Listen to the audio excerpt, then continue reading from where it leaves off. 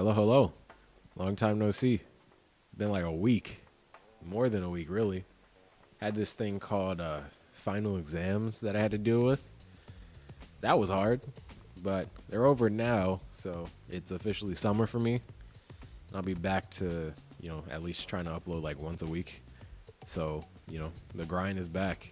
No worries for the people waiting for my video on Run DMC. That is coming soon. I have listened to it. I've got the script. I just need to record it now.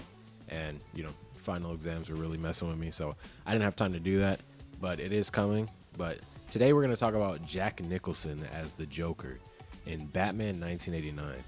Now, just like last time, I want to just talk about the movie before we get into talking about Jack Nicholson specifically.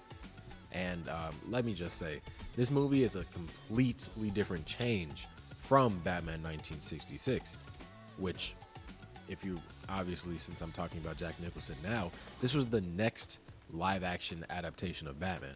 And it was about, what is that, 33 years later? I know math.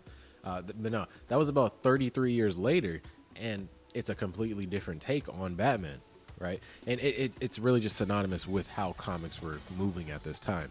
And the funny thing is that I recall saying something along the lines of Batman 1966 being basically like you took a comic book and put it on the big screen.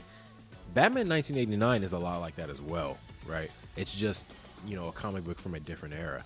They don't really hold out on anything wacky from the Batman comics from this era. Batman's got his whole ass jet. Joker's dressed in all purple. He's doing his thing. We'll talk about him later. And I mean, the only thing that's missing is Robin, really. So this movie is honestly, it's really similar to Batman 1966 in that sense. But obviously, it's a lot more darker, a lot more mature, and they take themselves a little bit more seriously. And as I'm going to talk about later, The Killing Joke, one of Batman's most iconic and darkest stories, dropped just a year before this movie, which obviously, with that carrying most of the hype of the Batman at the time, this movie had to follow that and have a similar tone to it. So it completely makes sense that this movie is a lot darker than anything we'd seen from the Batman before.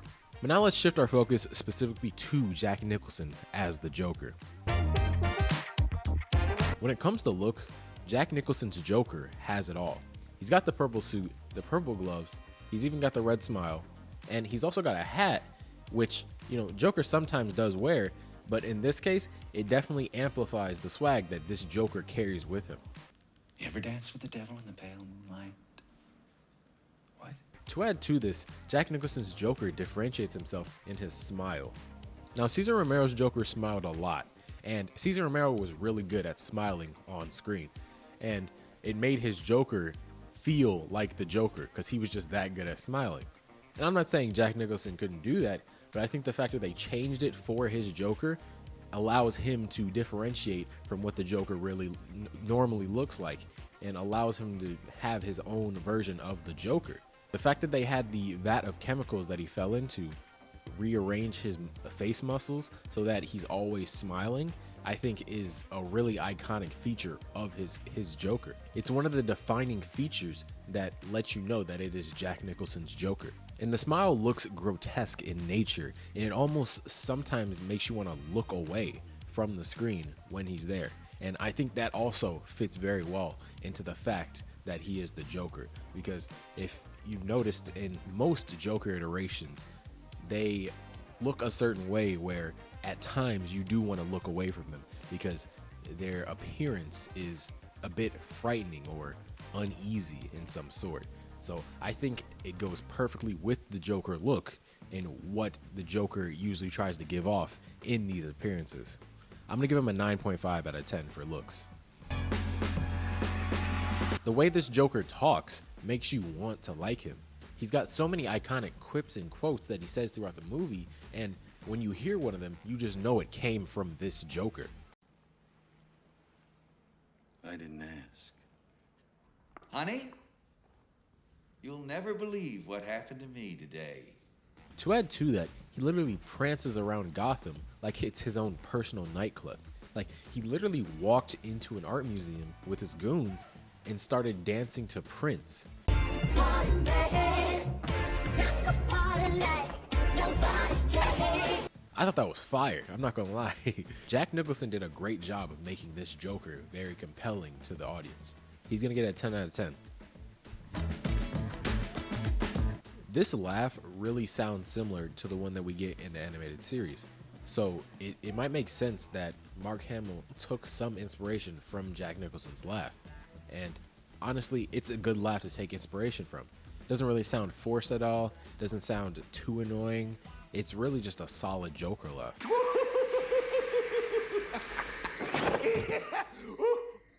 I'm gonna give it an 8.5 out of 10.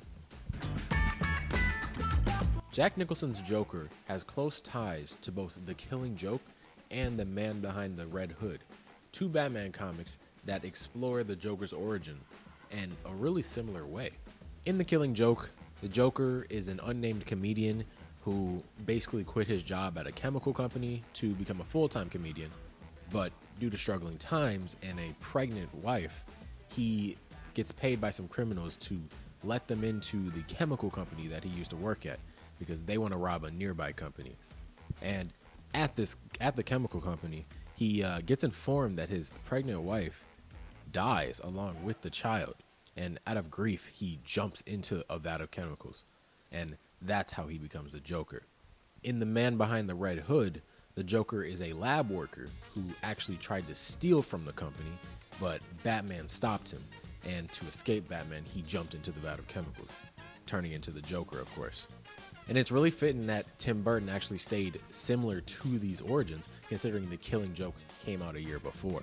So it makes sense. The one thing he did change, though, was that the Joker was already a criminal before being turned into the Joker. Basically, he gets sent to a chemical company, I think it was called Axis Chemicals, with a bunch of other members of the criminal organization that he works with, right? And his boss, or his partner, I guess you could say, sets him up. And the reason he set him up is because the Joker was sleeping with his woman. And Batman shows up, a bunch of cops show up, and the Joker, who is named Jack Napier at this time, is basically cornered. And he tries to stop the Joker from falling into the vat of chemicals, but he fails to do so, and the Joker is born. I think it's really important to note also that this is the first time that the Joker is called Jack Napier. And the reason that's so significant is because in, I believe, the 2017 comic Batman White Knight, that name is reused in the comics for a Joker that is cured from his insanity. It's really cool to think that this movie was inspired by two really important Batman comics, and then it also inspired a future comic as well. But I'm going to have to take a few points off of this one just because of something I'm going to talk about later. So I'm going to give it an 8 out of 10 in Origins. So before Jack Napier turned into the Joker, he was working with Carl Grissom, who was basically like the head honcho of the whole mob that they were working with.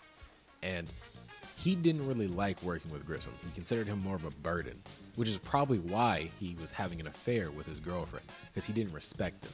He only cared about himself. It showed a bit of narcissism within Jack Napier, and it showed that, he really only cared about himself. So when he realizes that he was set up and he falls into the vat of chemicals and becomes the Joker, it makes sense why he did not care about what bridges he had to burn to get to the top now. That's why he went to kill Grissom, then he went to kill every other crime mobster that was at the top of the food chain. This Joker was motivated by self-pleasure and a desire to be at the top and the want for power. This is why he does things such as the girl that he had cheated with, he ends up disfiguring her face because he doesn't care about her. He just wants more power over her in any way possible. This is why he shows up to the parade and basically gasses everyone, because he doesn't care. That's just pleasure. That's just self-enjoyment for him. He doesn't really care about anything besides what he wants. He doesn't have any greater scheme at hand. I'm gonna give him a 9 out of 10 here because I do like the idea of this Joker being so self-absorbed and so narcissistic that all he wants is power and he wants his own enjoyment. So I'm gonna give him a 9 out of 10. In present day, the Joker doesn't really think much of Batman beyond him being a pest in his plans. But if we look back in time to when Bruce Wayne was still a child, we learn more about their relationship and what could have been. in this movie. Towards the end of the movie, we learn that Jack Napier was actually the man that murdered Bruce's parents, and Joe Chill was just another thug that was there with Napier. And I think that this was an interesting thing to do, but the fact that they revealed it at the end really missed some opportunities during the movie to flesh out the Joker and Batman's relationship. One thing that other Batman movies usually like to do is talk about how Batman has been able to get over his parents' murders and become a better person than the person that killed his parents. And I think it would be really interesting to see how Batman would react if he had to deal with the villain that actually killed his parents, because usually it's either Joe Chill or a random criminal that he doesn't know, and Joe Chill would usually be in prison, so he's not doing anything to him. So if they would have introduced this earlier and kind of had it as a point of contention between the two, they could have fleshed out the relationship in a really different way from any other Batman that we've really seen. I'm gonna give it a 6 out of 10 because there's potential there, but they really just missed it. Joker has so much creativity throughout this movie that he uses to do his schemes. I mean, he manages to get that Smile X gas into the museum vents so he can basically have everyone pass out to have some twisted date with Vicky Vale. He also manages to get his own parade float in the Gotham parade, and then he has his balloons gas everyone at the parade. Like, it's crazy. And we can't forget the commercial about Smile X, where he literally has the two women that he killed using Smile X promoting the gas. Like, that was insane. I know what you're saying. Where can I get these fine new items? Well, that's the gang. Chances are you bought them already. Love that Joker. To add to that, we have the news reporter lady die of laughing while live. Like, those scenes are crazy, right? And they invoke a crazy type of fear within the Gotham public. This is hardly the... Becky. But with all that being said, every single scheme that Jack Nicholson's Joker pulls off, the Batman easily foils. Like, think about it. When he gasses everyone in the museum just to have some, twisted date with Vicky Vale, the Batman just shows up and saves her. When he gasses everyone at the Gotham parade, Batman just flies in with his jet and takes away the balloons. When he has that commercial and reveals that Smile X is in, cosmetic products everywhere, Batman figures out what cosmetic products are, they have the Smile X, and then he allows Gotham News to have a statement on it to tell people not to use these products. It's like with every single scheme that he pulls off, Batman's right behind him and basically stops it before he can do too much damage. That's not a very threatening Joker, in my opinion. He's really good at invoking fear and doing it in a very stylistic manner, but the Batman's always behind him, ready to strike back. I'm gonna give him a 6.5 because his schemes are pretty good. It just seems that the Batman is way too good to let them go on for too long. Taking the average of these ratings, we get a value of 8.2 out of 10 for Jack Nicholson's Joker. And I think that is really fitting. Now, I really like Cesar Romero's Joker, but I think Jack Nicholson's Joker is more of an evolution of that Joker. It's a much more complex character, and it's a much more, at least, menacing acting Joker. I still think Cesar Romero's Joker is a much more of a threat than this Joker, but maybe that's just because the Batman that Cesar Romero went up against is a lot weaker in every standard. But yeah, that's going to be it for today's video.